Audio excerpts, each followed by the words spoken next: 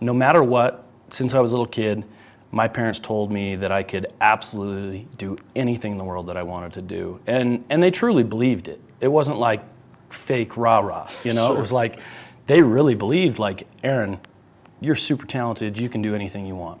And what's really cool about when we're kids, and for us that have kids,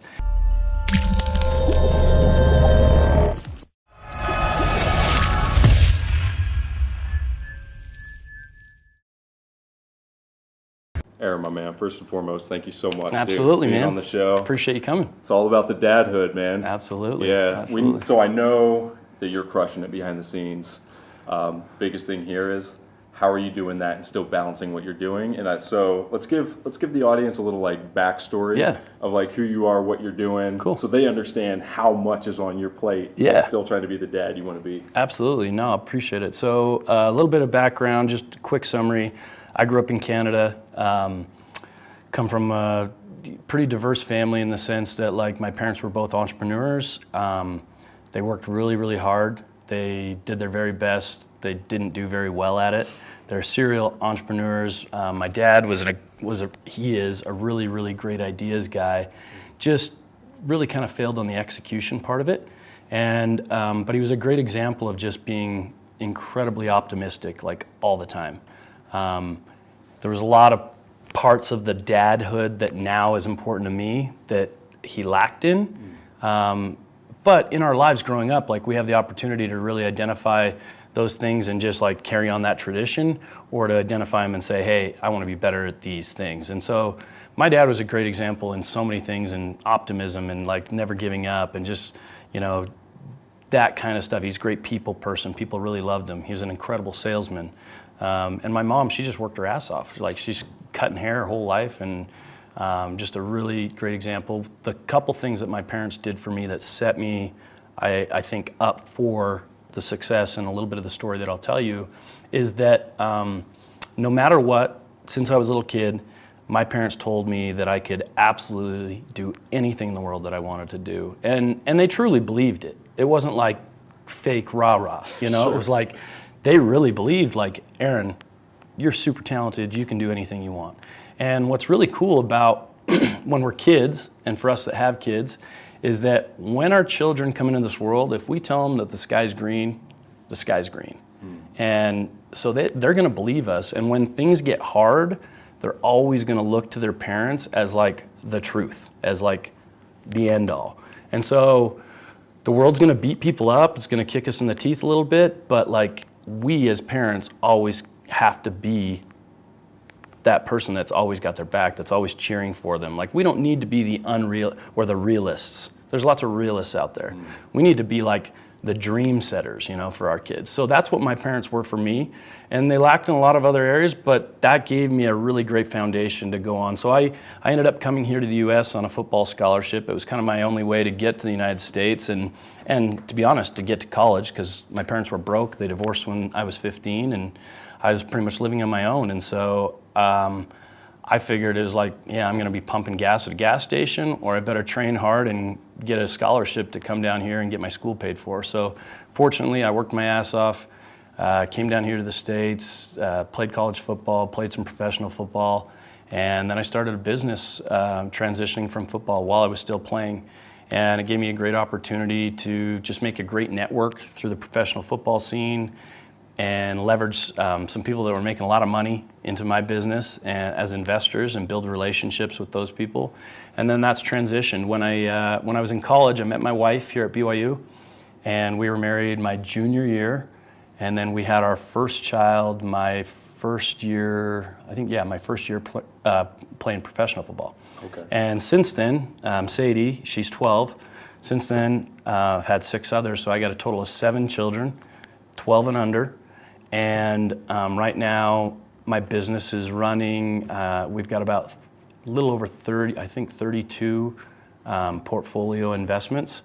So crazy busy. You know, we just bought a new house 2.5 months ago, and me and my wife were kind of just like making fun, but rolling our eyes a little bit at the fact that in the 2.5 months since we moved into my new home, I've slept in that house like 14 days. And so I've just been on the road like crazy, traveling like just to get all these new businesses up and running, and we've opened a whole bunch of new stores. And at the same time, trying to balance, being a family man and being a dad and being present. And so that's kind of the story. That's where I'm at, and it's exciting, man. It is exciting, dude. There's so much there. Yep. Like, one, I love the fact you talked about your dad, that optimism, dude. Mm-hmm. Even though he wasn't, quote unquote, like closing everything, he gave you that belief and that structure.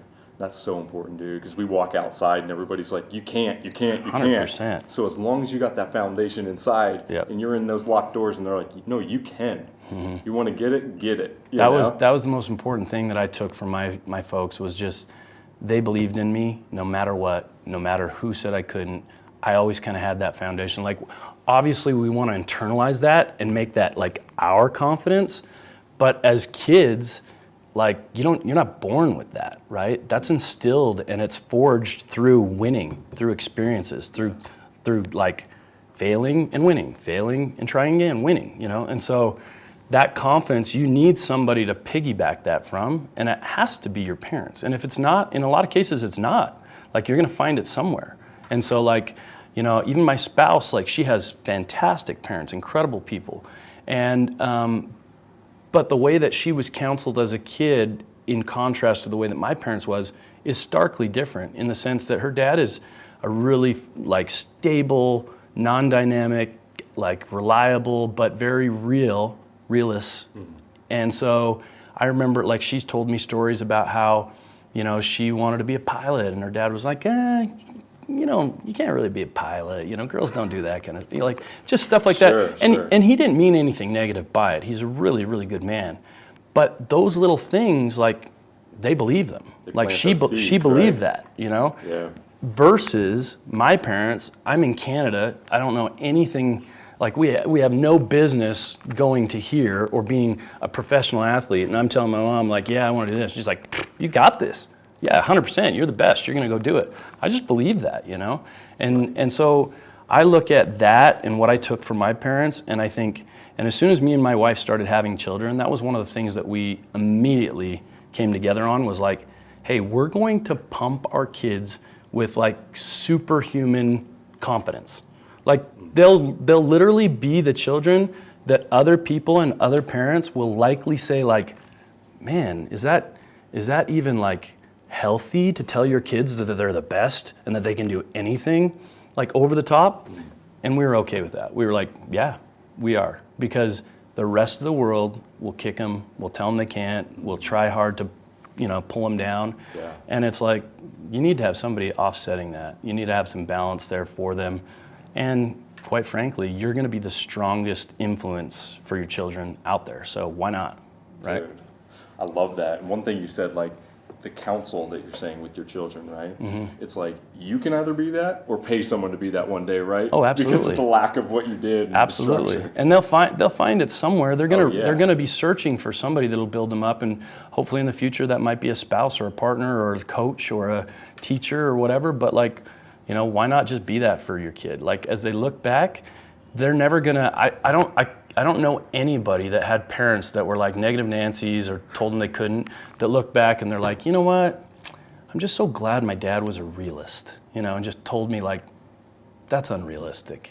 And so I'm so happy that, my mom told me, really, Aaron, you should just like go do this, because that's kind of unattainable. Like, have you ever met anybody that was like excited or happy or grateful that their parents were those people? Right. No, right. Absolutely not. So like, for me, that's super important. I'm going to make that a priority in the way that I parent my children, is just exude crazy confidence in them, believe in them, make sure that they know they're capable, and, they're going to get to a place where they look back and be like, hey man, my parents always had my back. They knew, Absolutely. So we were talking offline here. We were talking about some of the things, you've had success with your businesses and all that. And it's given you opportunities with having more of the bougie lifestyle, if you will, right? Absolutely. And we were saying, like, creating that perception in all these young men and women that are looking up to that, but not understanding that one day they might be in a position like you and I with kids, and like what value that creates. Can you talk about trying to balance some of that out? Sure. So the first thing I'll say, I'll address that stuff, but the first thing I'll say on balance is that balance and by no means am I the end all, but this is my personal opinion.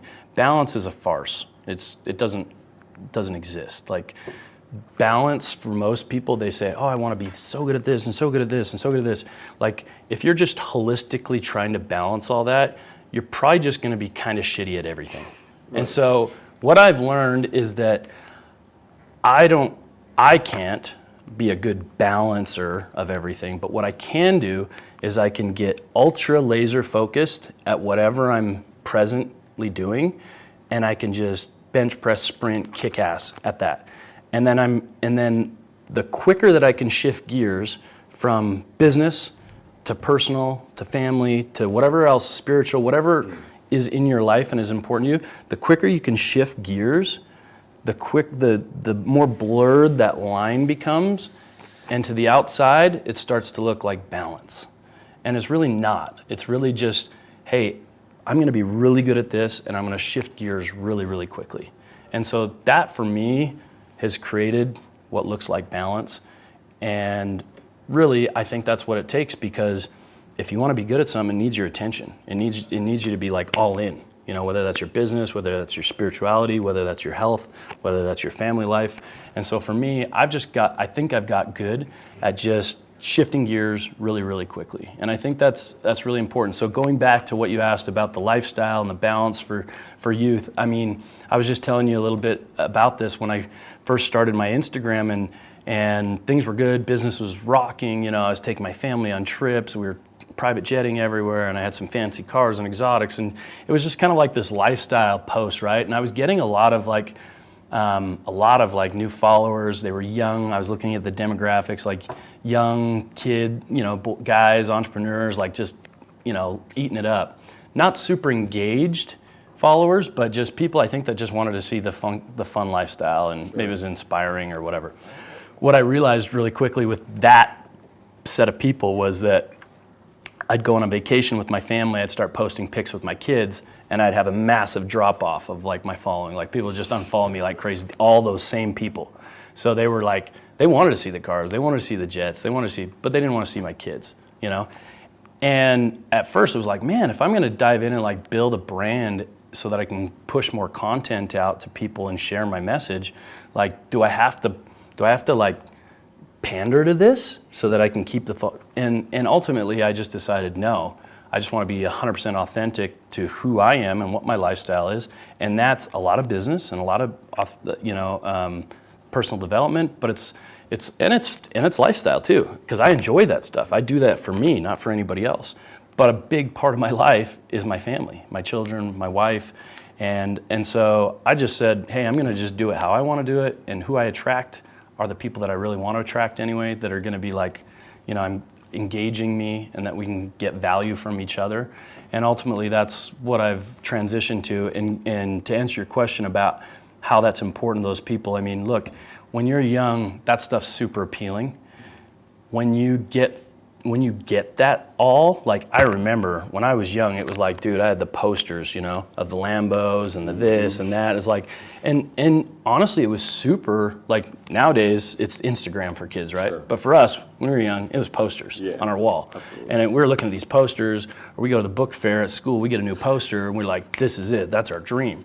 And for me, that was a good thing, because it set goals for me. But once you achieve those, and now you have the cars that were on your posters, you know, and you have the lifestyle or the homes or this and that, then it's almost like a little bit empty, right? And so for me, what I learned was that the most fulfilling thing in my life is by far relationships. Relationships with fantastic people, friends, business partners, and most importantly, my family, my kids, you know, so, and my wife. And so with that being said, like, that young group, that young demographic, you guys will achieve, and I'm glad you have some arrows, you know, some targets to shoot your arrows at.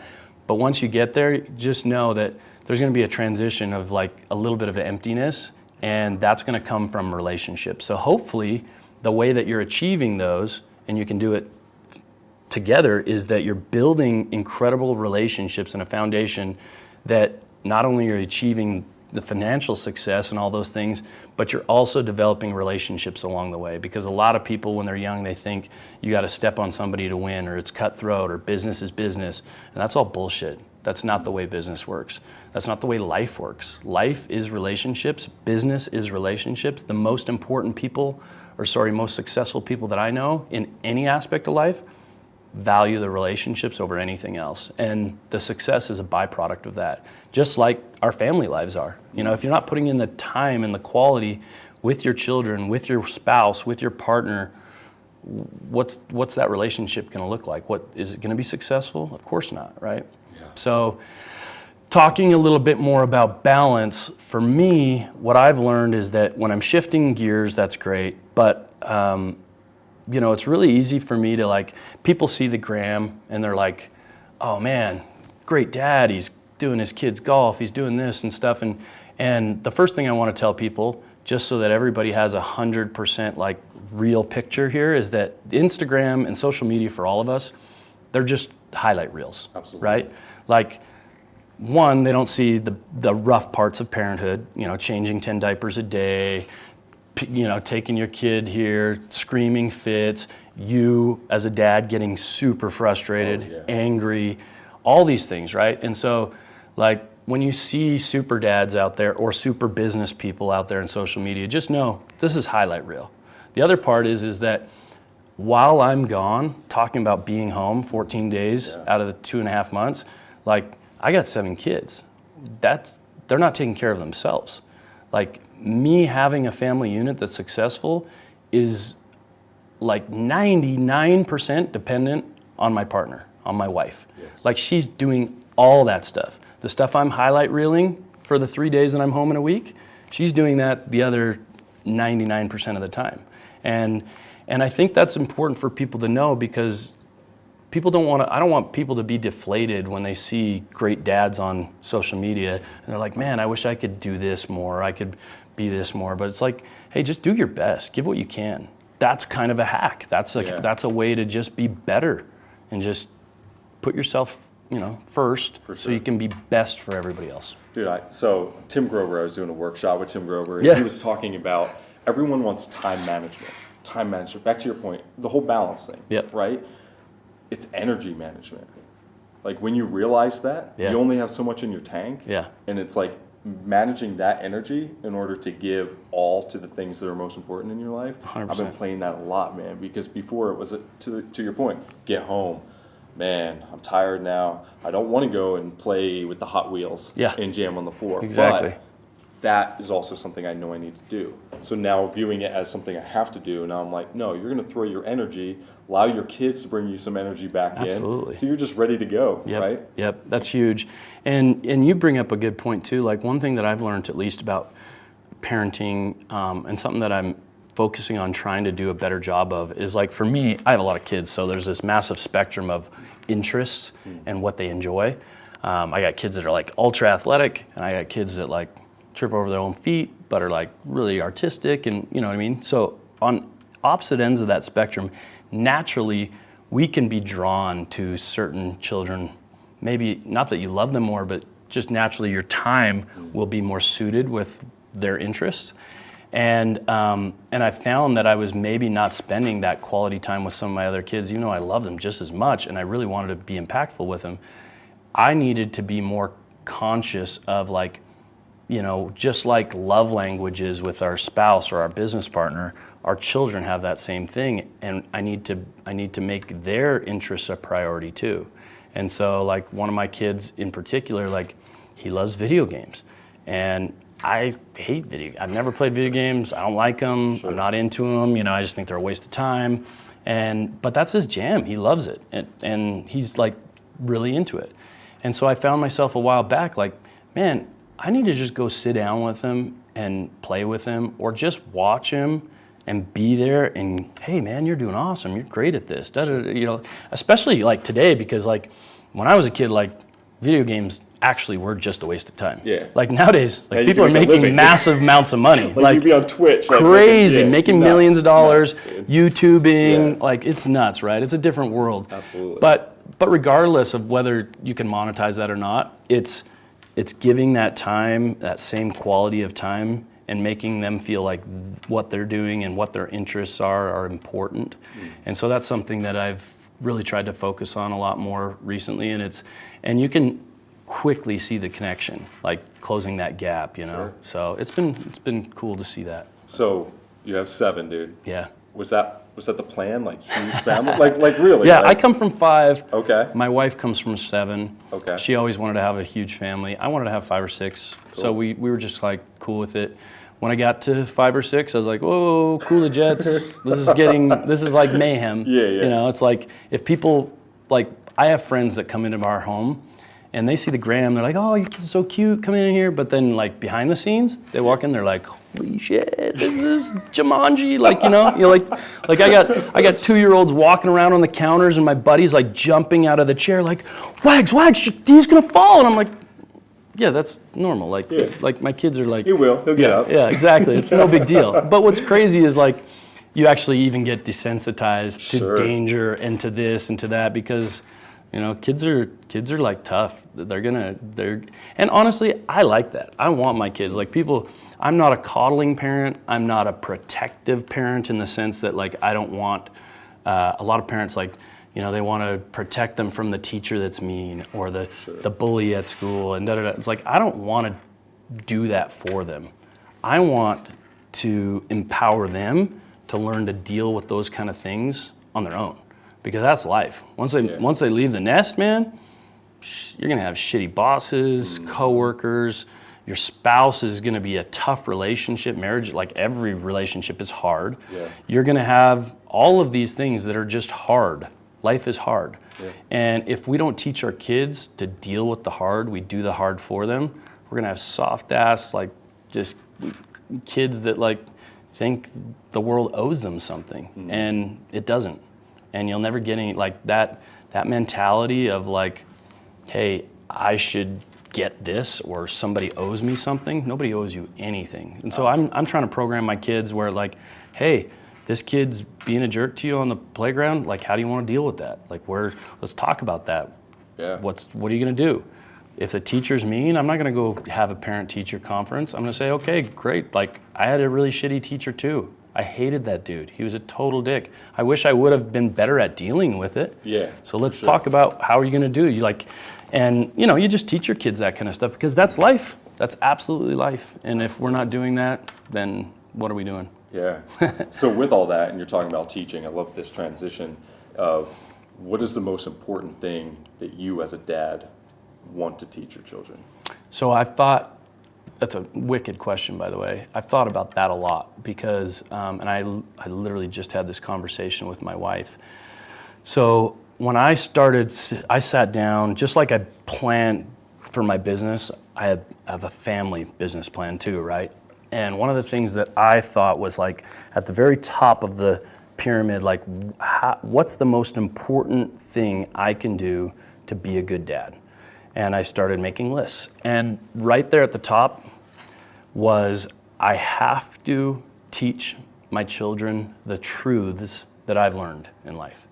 And that's really hard sometimes. Like for me, honestly, it's been really, really difficult because like I grew up in a certain religious standpoint and I lived that life for a very long time and I transitioned away from that. I had kind of a faith crisis, if you will, and I learned new truths. And those truths and my belief systems, they changed.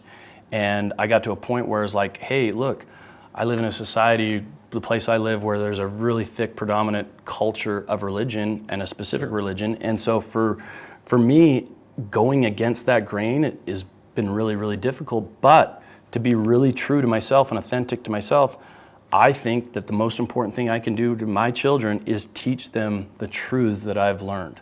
And that's not just religious, that's like anything. Like, who are we in life if we have experiences and we've learned lessons, but then we're not living them? You know what I mean? Like, we're not growing, people always say like, and it's been difficult, like not just in my familial situation, but even in business and partnerships, like I've changed a lot.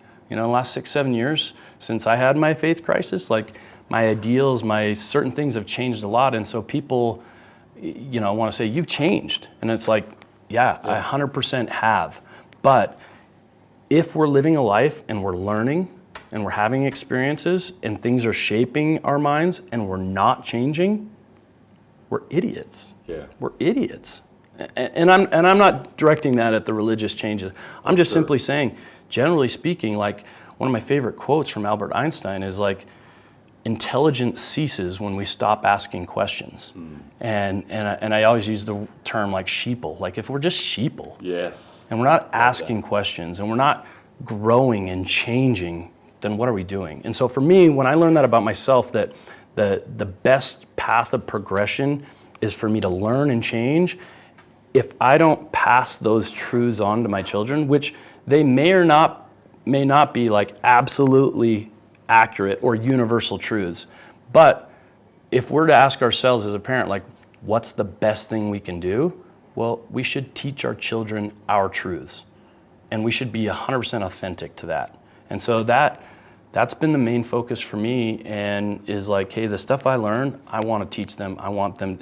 And guess what? They're going to get to a point in life where they're going to question, hopefully, if I've taught them well enough, they're going to question the stuff I've taught them. And they're going to say, yeah, I agree or I don't agree. And that's okay. I'm good with that because they're asking questions and they're challenging that stuff. And that's how they're going to grow in intelligence, grow in experience, grow in empathy for people, because that's the most important thing. So that's what, that made the top of my list, is just teach our children our truths.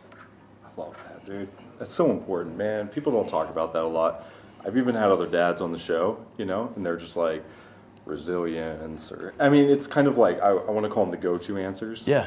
Or the narrative of society says we need to be. Sure. But until you push back on not only your reality, but like what you believe society's pushing towards you, because we're constantly getting the messages that, like same friends, same life, until you push back against that and start asking and become curious, like we don't really know where we're going to be. 100%. And having that while building your businesses and family, brother, that had to be, that had to be a moment you're just like, I feel like I'm suffocating. Absolutely.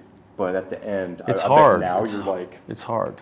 Feeling so much better. Way better. Like life to me, I've said this on other podcasts and other content, but like the most powerful human being that we can become is when we literally like just are 100% authentic and honest and kind of don't give a shit. Like you always hear people like, the most dangerous man in the world is the one that has nothing to lose. Well, the reason that's true in a sense is because he doesn't give a shit. He's just doing and living true to himself, and he's authentic, and he's just after whatever without any repercussions of losing out or scarcity or any of that kind of stuff. So if we can program ourselves to be like, hey, look, I'm going to care about the people that I care about and the people that care about me, but for the others, like, no thanks. I'm just going to I'm going to be true. I'm going to pursue what I believe and live that life of passion, and that to me is where I found like real true happiness. And so for me, I've seen that in myself and other examples around me, even other family members, where they just started being really, really true to the lessons that they've learned just from living. That's what wisdom is, right? Absolutely. And so if we can pass that on to our kids, like what greater gift, Right. And with that, because you have that be your authentic self, but what would you say is like your strength? Meaning like, what's your top skill set in that one thing that you're like, man, I hope that some of my kids can take this away because it's gotten me so far in life. It's kind of coming back to what I started with. It's confidence. Okay. It's confidence and it's optimism, because it was really cool because I've always known that I was like, that I believed in myself, that I could do anything. But it was really interesting maybe about a month and a half ago now, we went to Puerto Vallarta as a family, did a family trip down there. And just totally coincidentally, one of my best friends from high school growing up in Canada, him and his wife and kids were down there, just like 2 resorts down the beach. And they saw my post, like, oh, you're down the street, let's meet up. So I took a little scooter over there at night, and I just, I sat down with one of my best friends, Luke, and we were able to chat. And one of the things that he said to me, he was like, Wags, like, I just knew right from the get-go that you were going to be super successful in everything you did. And I was like, why? How? You know, what? Like, I was just intrigued. Like, one, super nice compliment, thank you. Absolutely. But why? And he said, because you literally had like superpower confidence. Like, it was like Superman type shit. Like, you just totally believed in yourself that you could do anything. He's like, I remember we were sitting there watching like national championship college football game. It was the first college football game I've ever watched. I grew up in Canada. We watched hockey, you know? Yeah. And it was like Virginia Tech and Florida State, like Peter Warwick and Michael Vick, just killer game. And I remember, and I think it was the Rose Bowl, yeah, it was like 120,000 plus people in the stadium. I'd never seen anything like this. Like, and we're watching this group of Canadian guys that we all, and it was like, I think my first or second year ever playing football. And we're watching this is like crazy. And one of the guys, one of my friends, I think it was Parker, he said, man, could you imagine like playing in a stadium like that? And I remember it took me like 4 seconds to be like, yeah, I can't imagine it. I'm gonna do that. And I said it out loud. I was like, Yeah. I'm gonna do that, you know? And my friends are like, yeah, right, dude. Like, honestly, in Canada at that time, players do not go to the United States to play college football. We don't even play football worth of shit up there, you know, in the snow. Yeah. And secondly, like, that's the Rose Bowl. That's the pinnacle, right? Yeah. Fast forward 2 years from then, I signed a scholarship, full football scholarship. I was the first person in the history of my entire province, which is like a state, Alberta, to ever go on a Division I scholarship to a Pac-10 school. Signed with Washington State, played in the Rose Bowl, killed it, you know, and were you just it like, just manifests, you know. Here. Yeah, I mean, and my friends were there, yeah. and they were reminding me of that moment. Love it. Which was unbelievable, right? But going back to this conversation in Mexico where my friend tells me, like, Wags, that was it. Like, I knew because you had crazy amount of confidence. And so you ask what my strong suit is, it's that. Like, I want my kids to have that. Because tell me one negative thing that can come from you just having crazy confidence in yourself. I mean, it only is going to manifest positive things for you, positive results. I mean, the amount of bandwidth that we as humans actually have, or the potential, our best self, like, and then where are we on that spectrum right now? It's like, dude, I mean, I'm doing some cool stuff, but I'm like, there's a lot of room, right? I love that. And so I feel like that's just a really important, like somebody asked me the other day, actually one of my buddies, Ed Milet, he had a post, and he was talking about like life, like it's fragile, you know, the Kobe thing. And one of my best friends actually lost his very best friend yesterday. We were on our way to lunch, and he got a call. It was his best friend of 35 years since he was 11 years old, works for him, sees him every day, just, you know, got electrocuted putting a banner up at their apartments yesterday. 45, 5 kids, like, life is so fragile, right? And Ed had talked about this and why we shouldn't slow down, but we should speed up, and we should have this sense of urgency to be able to fulfill our best selves. And I commented immediately, I was like, dude, my biggest fear in life is absolutely just not having enough time to be my best self, like to fulfill the potential of what I'm capable of. Because part of that confidence is I actually truly believe that I can be like here and the clock's ticking, you know? And so that's it. I love that, dude. In order to respect your time, I got one more question. Absolutely. What advice do you just have for other dads out there, man? Maybe they're about to be a dad for the first time. What advice could you give them? Well, for new dads, I would say, man, nobody has this shit figured out. Like, none. Like, read the books, all this. Your wife's going to tell you, he does this and he's better at this. And look, grass isn't greener. Like Sally next door and her husband, like, they got their own shit and their own skeletons. And, you know, he looks cool because he's coaching his kid, but for all you know, he comes home and he beats them. So, like, don't compare yourself to the next guy. You're going to learn. I would say the biggest thing is when children look back, for me, I talk about the confidence stuff, but one of the other things that was a real nugget for me and my parents is that I knew without a doubt that I had unconditional love for my parents. Like, it was, you know, people talk like unconditional love, but really, is it unconditional? Like, there's people even within this culture, that it's like, hey, if you're not checking these boxes, you're out. I mean, we hear parents, you've heard it. Yeah. Parents like, hey, I'd rather my child die than leave this church. Or, I mean, that sounds ludicrous, like batshit crazy to me, but honestly, there's parents, we're doing those kind of things, maybe not on that crazy scale, but we're doing those kind of things where we're saying, hey, it's got to fit, check the box, it's got to fit here, it's got to, I had a guy tell me yesterday, and he was like, he came in here and he had a call from one of his, he's a close friend, had a call from one of his, I think his brother, and he was saying like, man, what would you do if your son was gay? And I was like, what do you mean, what would you do? What you love the hell out of them, the exact same, what's it matter, like, right? But people, we as parents, we do these things, and sometimes, a lot of times, unknowingly, we're setting this criteria of love. You can have a criteria for a whole bunch of other shit, but you should have no boxes to check as a parent for love, for unconditional love, because your kids are gonna go through some shit, man. They're gonna go through some really hard times, and they have to be able to like anchor in dad loves me, mom loves me. And so young parents, don't compare yourself, just anchor yourself in unconditional love. And for some of the more seasoned parents, like, hey, just try to be more involved, make it a priority. Because everybody will tell you I don't have time.